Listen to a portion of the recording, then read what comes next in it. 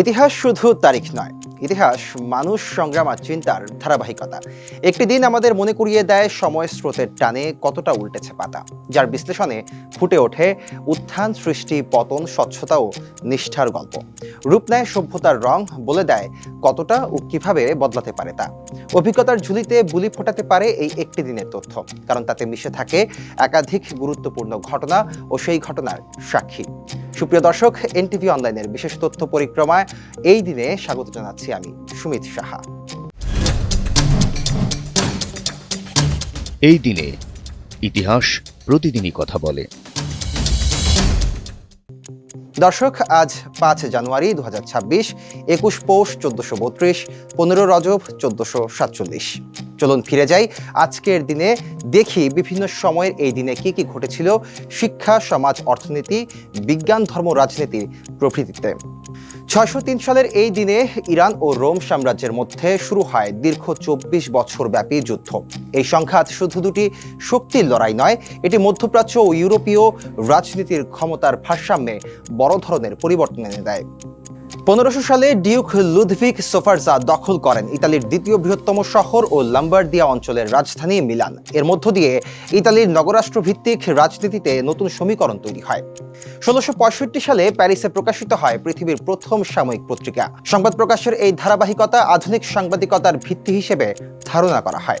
1691 সালে ইউরোপে সর্বপ্রথম কাগজে মুদ্রা চালু হয়, যা অর্থনৈতিক লেনদেন ও ব্যাংকিং ব্যবস্থায় যুগান্তকারী পরিবর্তন আনে।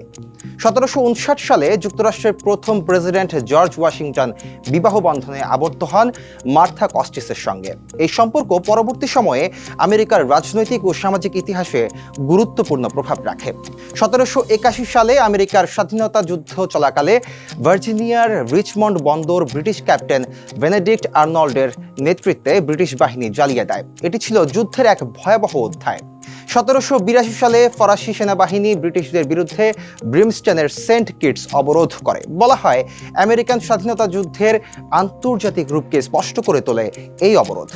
1809 সালের এই দিনে উসমানীয় ও ব্রিটিশ সরকারের মধ্যে একটি ঐতিহাসিক চুক্তি স্বাক্ষরিত হয়, যা মধ্যপ্রাচ্যের কূটনৈতিক সম্পর্কে নতুন দিক উন্মোচন করে। 1854 সালে সান ফ্রান্সিসকোতে একটি স্টিমারে ভয়াবহ বিস্ফোরণে প্রায় 300 মানুষ নিহত হন। ইতিহাসে এই ঘটনাকে শিল্প বিপ্লবোত্তর নগরায়নের ঝুঁকির বাস্তব চিত্র হিসেবে অবহিত করা হয়। 1896 সালে অস্ট্রিয়ান সংবাদপত্রে প্রকাশিত হয় উইলহেলম রানজেনের আবিষ্কৃত রশ্মির সংবাদ, যেটি পরবর্তীতে এক্স-রে নামে পরিচিত হয়ে চিকিৎসা বিজ্ঞানে বিপ্লব ঘটায়। 1900 সালে আইরিশ নেতা জন রেডমন্ড ব্রিটিশ শাসনের বিরুদ্ধে বিদ্রোহ ঘোষণা করেন। 1909 সালের এই দিনে কলম্বিয়ায় পানামাকে স্বাধীন রাষ্ট্র হিসেবে ঘোষণা করে এবং বড় পরিবর্তন আসে ল্যাটিন আমেরিকার ভূরাজনীতিতে। 1915 সালে প্রথম বিশ্বযুদ্ধ চলাকালে ককেশাস অঞ্চলে তুর্কি বাহিনী পরাজয় বরণ করে।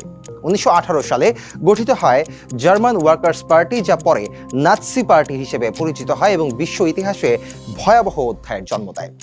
1919 সালের এই দিনে জার্মানিতে আনুষ্ঠানিকভাবে গঠিত হয় ন্যাশনাল সোশ্যালিস্ট পার্টি।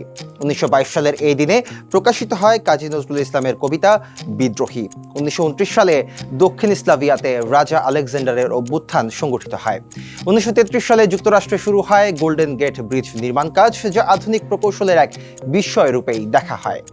1934 সালে কলকাতার ইডেন গার্ডেনে ভারত ও ইংল্যান্ডের প্রথম টেস্ট ক্রিকেট ম্যাচ শুরু হয়।